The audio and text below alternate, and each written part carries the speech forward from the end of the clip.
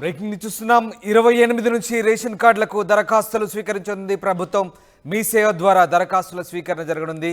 28వ తేదీ నుంచే రేషన్ కార్డుల్లో మార్పులు చేసుకునే అవకాశం కూడా కల్పించబోతున్నారు. ఆన్లైన్లో దరఖాస్తు చేసుకున్నాక పరిశీలన ఉండబోతుంది. జనాల దగ్గరికి వచ్చి అర్హుల ఎంపిక చేయబోతున్నారు. గ్రామ బస్తీ సభల ద్వారా దరఖాస్తుదారుల ఎంపిక జరగబోతోంది. లబ్ధిదారుల ఎంపికకు ప్రత్యేకంగా ఒక నోడల్ ఆఫీసర్లను నియమించనున్నారు. కొత్త రేషన్ కార్డుల కోసం దాదాపు లక్షల కుటుంబాలు ఎదురుచూస్తున్నాయి. రాష్ట్ర వ్యాప్తంగా ప్రస్తుతం 89.98 లక్షల రేషన్ కార్డులున్నాయి. ఇక ఎన్నికలకు ముందు నాటికి దాదాపు 11 లక్షలకు పైగా దరఖాస్తులు చేసుకొనున్నారు. దీంతో కత్తి మీద సాములా తయారైంది ప్రస్తుతానికి లబ్ధిదారుల ఎంపిక. మొత్తం మీద 28వ తేదీ నుంచి కొత్త రేషన్ కార్డులకు సంబంధించినటువంటి దరఖాస్తులు స్వీకరించనున్నారు. ఇక ఆ రోజు నుంచే రేషన్ కార్డులో మార్పులకు సంబంధించి కూడా ఆన్లైన్లో మార్పులు చేసుకునే అవకాశం కూడా కల్పిస్తున్నారు. ఇక దరఖాస్తులు చేసుకున్నాక పరిశీలన ఉండబోతుంది. గ్రామ సభల ద్వారా బస్తీ సభల ద్వారా జనాల దగ్గరికి వచ్చి అర్హుల ఎంపిక చేయబోతున్నట్టుగా తెలుస్తోంది. మొత్తం మీద లబ్ధిదారుల ఎంపికకు స్పెషల్ నోడల్ ఆఫీసర్లను కూడా ప్రభుత్వం నియమించబోతుంది. దాదాపు లక్షల కుటుంబాలు ఎదురు చూస్తున్నాయి. వాళ్ళందరికీ కూడా 28వ తారీఖు నుంచి అవకాశం లభించబోతుంది కొత్త దరఖాస్తులు పెట్టుకోవడానికి రేషన్ కార్డులకు సంబంధించి. ఎస్, మా ప్రతినిధి మధు లైవ్లో జాయిన్ అవుతున్నారు. మధు, 28వ తేదీ నుంచి ఎప్పటి నుంచో జనాలు ఎదురు చూస్తున్నటువంటి సామాన్య మధ్యతరగతి ప్రజలు ఎదురు చూస్తున్నటువంటి రేషన్ కార్డులకు సంబంధించి 28వ తేదీన దరఖాస్తుల స్వీకరణ ఉండబోతుంది. అలాగే ఎంపిక దరఖాస్తులు ఎప్పటి వరకు స్వీకరించబోతున్నారు, వాళ్ళ ఎంపిక ఏ రకంగా ఎప్పట్లోగా సాగే అవకాశం ఉంది? ఎగ్జాక్ట్లీ దాదాపు 10 సంవత్సరాల తర్వాత కొత్త రేషన్ కార్డుల కోసం ముహూర్తం ఫిక్స్ అయింది. ఈ నెల 28 అంటే డిసెంబర్ 28వ తారీఖు నుంచి కొత్త రేషన్ కార్డులకు సంబంధించిన అప్లికేషన్లు తీసుకొని ఉన్నారు. ఈ అప్లికేషన్ల ప్రక్రియకు సంబంధించి చాలా వేగంగా ముందుకు వెళ్ళడానికి అధికారులకు సమాచారం ఇచ్చారు.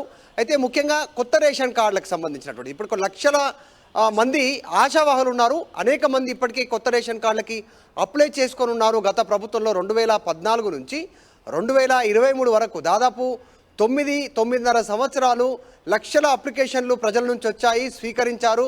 ఎన్నికలు వచ్చిన ప్రతిసారి హామీ ఇస్తున్నారు గత ప్రభుత్వం. కొత్త రేషన్ కార్డులు ఇస్తాము, అర్హులను గుర్తిస్తాము, కొత్త వారికి రేషన్ కార్డు ఇవ్వడానికి ప్రక్రియ ప్రారంభం కాబోతోంది, అప్లికేషన్లు తీసుకుంటున్నాము, పరిశీలిస్తామనేటువంటి ప్రకటనలు వచ్చాయి. కానీ ఎక్కడ కూడా కొత్త రేషన్ కార్డులకు సంబంధించినటువంటి అడుగు ముందుకు పడలేదు. సో చాలామంది ఆశావాహులు ఎదురు చూస్తూ ఉన్నారు. కొద్దిమంది ఏమో రేషన్ కార్డు కట్ అయినటువంటి వాళ్ళు ఉన్నారు, వివిధ కారణాలు ఉన్నాయి వారికి సంబంధించిన రేషన్ కార్డు సంబంధించి కట్ కావడానికి. సో వారంతా ఎదురు చూస్తున్నారు. ఎట్టకేలకు ముహూర్తం ఫిక్స్ అయింది. కొత్త ప్రభుత్వం ఏర్పడిన తర్వాత డిసెంబర్ 28 కొత్త సంవత్సరం ప్రారంభానికి 3 రోజుల ముందే ఈ అప్లికేషన్ల ప్రక్రియ ప్రారంభం కానుంది. దాదాపు నెల నుంచి 2 నెలల వ్యవధి వరకు సమయం కేటాయించే అవకాశం ఉంది కొత్త రేషన్ కార్డు అప్లికేషన్ తీసుకోవడానికి. మీ సేవ ద్వారా అప్లికేషన్లు స్వీకరిస్తారు.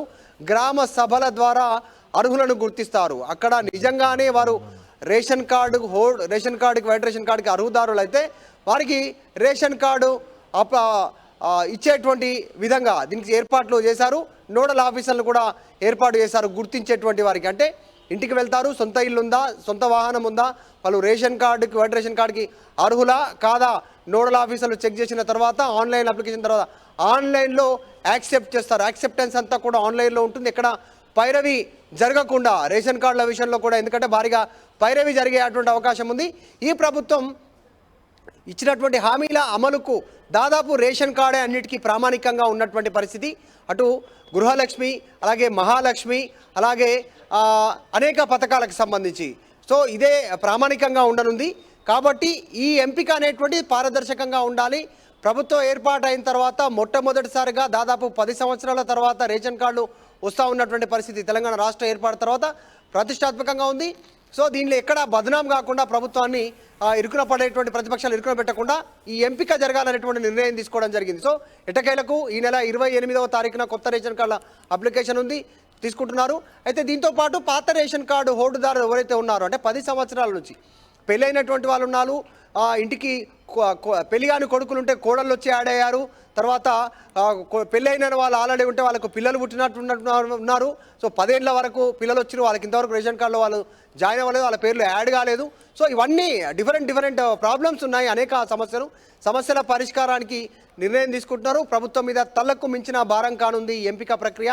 ఇక రానున్నటువంటి రోజుల్లో అన్ని సంక్షేమ పథకాలు దీనికి లింక్ అయి ఉన్నటువంటి నేపథ్యంలో రేషన్ కార్డుతో చాలా వేగవంతంగా ఈ ప్రక్రియ పూర్తి చేయాలి అనేటువంటిది నిర్ణయించినట్టుగా తెలుస్తూ ఉంది. కాంగ్రెస్ ప్రభుత్వం ఏర్పడిన తర్వాత చెప్పారు, ప్రభుత్వం ఏర్పడిన తర్వాత 100 రోజుల్లోనే 6 గ్యారెంటీలు అమలు చేస్తామని. సో దానికంటే ముందుగానే ఈ నెల ఆఖరి వరకు ఇది ప్రారంభిస్తారు. నెల 15 రోజులు ఎంపిక ప్రక్రియ ఉంటుంది, అప్లికేషన్ తీసుకుంటారు, సమస్య లేకుండా దీన్ని సాల్వ్ చేసి మధు అంటే జనాల దగ్గరికే వచ్చి లబ్ధిదారుల ఎంపిక చేయబోతున్నామంటూ ప్రభుత్వం చెప్తుంది. అంటే గ్రామ బస్తీ సభల ద్వారా దరఖాస్తుదారుల ఎంపిక పూర్తిగా మరి పారదర్శకంగా సాగేందుకు ఏర్పాటు సాగుతున్నాయి. అలాగే నోడల్ ఆఫీసర్లు నియమించబోతున్నట్టుగా తెలుస్తుంది. సో ఏ రకంగా ఎవరికి ఇబ్బంది కలగకుండా పూర్తిగా చాలా జెన్యూన్గా నిజమైన లబ్ధిదారులకి అందే అవకాశాలకు సంబంధించి ఎట్లాంటి చర్యలు తీసుకోబోతుంది ప్రభుత్వం?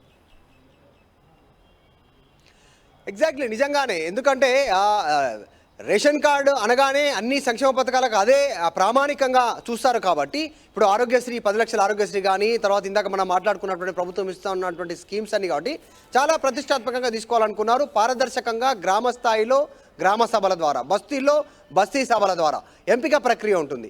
దీనికి సంబంధించి నోడల్ ఆఫీసర్ని ఎంపిక కూడా చేశారు. ఏ సమస్య లేకుండా వెంటనే వాళ్ళు అర్హులైతే ఇమ్మీడియట్గా ఓకే చేసేలాగా, అర్హులు కాకపోతే దాని మీద ఎంక్వైరీ చేసేలాగా, అంటే ఇంటికి వెళ్ళడము, కనుక్కోవడము, దీని గురించి డీటెయిల్స్ తెలుసుకోవడం, ఈ రకంగా ముందుకు వెళ్ళేటువంటి ప్రక్రియను వేగవంతం చేస్తూ ఉన్నారు. ముఖ్యమంత్రి రేవంత్ రెడ్డి మొదటి నుంచి చాలా స్పష్టంగా చెప్పే ప్రయత్నం చేస్తూ ఉన్నారు. ఎంపిక ప్రక్రియ అనేటువంటిది గ్రామ సభలకు అప్పచెప్తే చాలా ఈజీగా అయిపోతుంది. దాన్ని ఏదో అప్లికేషన్లు తీసుకోవడము, ఆన్లైన్లో తీసుకున్న తర్వాత దాన్ని అర్హులా కాదా అని ఇంటికి వెళ్ళి ఎంక్వైరీ చేయడం చాలా పెద్ద తతంగం అవుతుంది. దానివల్ల సమస్య తలెత్తుతుంది.